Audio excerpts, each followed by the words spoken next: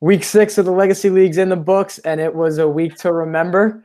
I'll be the first to say that, that's for sure. No Cruz tonight on the Week 6 postgame show, but I am joined by Jeremy Morrison. Jeremy, how you doing, man? Doing well, Joey. Thanks for having me.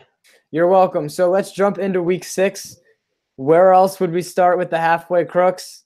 They take down Boom Shakalaka for the first time ever. I believe we were 0-6, losing to the semifinals, and if not every season, all but one of the past seasons.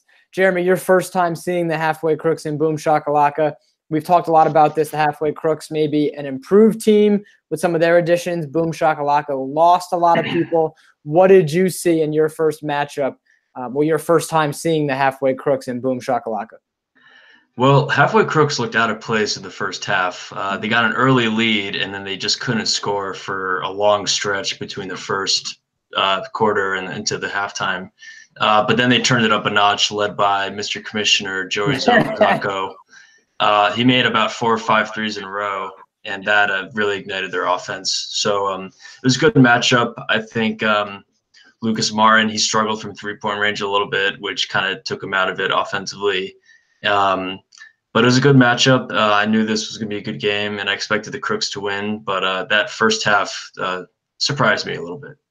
Yeah, and as much as I love talking about myself, out of halftime, I think it was, we were at halftime down 10, and this was like a heat check game for our team.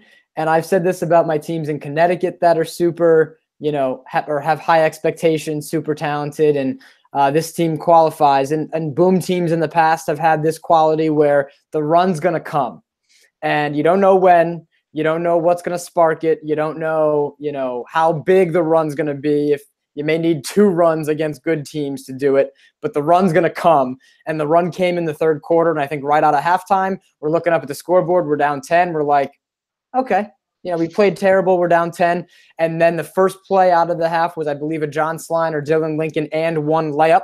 Like, got it in the post, back down, boom, layup. That kind of set the tone. I was hitting threes. That helps. And about 5 minutes in the third quarter, we're getting back on defense. And John in my ear is yelling, "New game, boys, 40-40. So we erased it, right away. There was the run. And from there, we kind of took control. But that's something to keep an eye on. So we check off one of those boxes as the halfway crooks this year. The run came. We needed a run. Needed to snap out of it. It came. And so now we'll see how it, goes against teams like Swish and the Skyhookers coming up. I mean, when is that run going to come when things aren't always going well? Lob City has their runs. It's similar. Sometimes they come right from the opening tip for Lob City, but those runs come for the good teams when they're struggling, when things aren't looking good. It's just when there's 2 good teams, they both make a run, and then it's about who can capitalize on their run better. What kind of comments do you have on that when it comes to good teams? Yeah, I think as much as it is an offensive run, it's who has the worst offensive slump too, and who can make changes, because teams will kind of make and miss shots and go 50% for a while, and then they'll go crazy high percentage. But it's those 5-minute, we can't score a freaking bucket to save our lives. How can they get out of that? They got to call timeout. They got to play with lineups. They got to play defensively. So when there are 2 good teams going at each other, it's what team is going to get out of that slump that they might hit, as much as it is, we're going to hit every 3 we make for 5 minutes straight. Yeah, I mean, that always helps, right? When you're hitting shots, that is part of the equation. The Werewolves were hitting shots today, and they had a pleasant surprise with Dave Campbell making his return. I mean, did he ever leave? He definitely left, but he made a return of sorts as the Werewolves take down the Boston Blazers 59-47. Gino Forti led the way with 21 points. And talking about hot shooting, 6 of 11 from 3. So there you go. When Gino's hitting threes, Brian Heston struggled, I think he would say, with his 4 of 13 shooting. But he impacts the game in so many ways. And Dave Campbell was there to pick him up. But, you saw that game more than me. Impressive win for the Werewolves, right? Absolutely. Gino, he makes a lot of threes every game, but he hit him at a pretty efficient clip this week, 54%. And that kind of got him over the hump, I think. But this is the game of the week for me personally. Not only do I love seeing the Blazers and Wolves play, but The Wolves had I believe, a 20-point lead at one point, and the Blazers at halftime, I don't know what they did differently, but they fought back and brought it to within 7, and it was anybody's game, I really thought. Very exciting. Hats off to the Blazers. They struggled to, they made 39% of their shots, which in this league isn't that low. Mm-hmm. But to put up 47 points, you're going to struggle to beat teams like the Werewolves, who are shooting pretty efficiently. So really exciting game, but they didn't really have that offensive player that can bring it back for them. Correct. Usually it's Corey Strickland, right? And he was 5 for 11 today, so maybe took a couple less shots than he's used to. Kind of spread around a little bit, and nobody was able to, pick up that slack for the Blazers. We'll come back around and do some recap stuff after. Let's go on to Duyer's boys and the Alaskan Bullworms. The Duyer's boys continue to roll. Are they 3-3 now? Do we know? I believe they're 2-4. 2-4. All right. Well, yes. I believe this was their second win. Yeah. Second win. John Couteau continues to light it up, 36 points. And Matt Barber has been a bright spot for the Alaskan Bullworms. His second game goes for 30. But not 30 in back-to-back games, but 30 this week exactly, as the Alaskan Bullworms are not able to get the win. Duyer's boys kind of in control the whole way, blew it open after halftime, more so, and kind of never really let up. What about the Duyer's boys, since their rough start has impressed you? I think other guys are stepping up. John Coutu is proving to be one of the best scorers in the league. Coutu, Oh, I thought I said that. No, I think I said it wrong. You're right. Okay. But Jordan Lugo and Anthony Melise both had pretty solid games. Jordan had 19, Anthony had 12. And I think if other guys are stepping up and taking on some of the scoring load, they can hang with some of the teams that aren't as dominant as the Lob City. So I don't think these guys are the worst team in the league. And I think that they can definitely beat teams that might not be able to match up talent-wise against guys like John Coutu and the other supporting cast. For sure, yeah. Back to my pronunciation struggles. Just wanted to, yes, we do know how to say his name. He's earned the right for his name to be said properly for the Duyer's boys. He's been a big part of that team. And the Skyhookers were missing a big part of their team, Chase Almond, this week as they went against Lob City. A tough task, even when your full team is there. But it was Lob City behind Cody Crawford. So last week, Crawford had the cast on his hand, didn't do so hot. I think he still had it wrapped somewhat. This week, he was sick. He was just dying from illness. And he was like, whenever I'm on the court, I feel okay. Got to keep running. I was like, all right, well, that's a good thing. 15 for 31.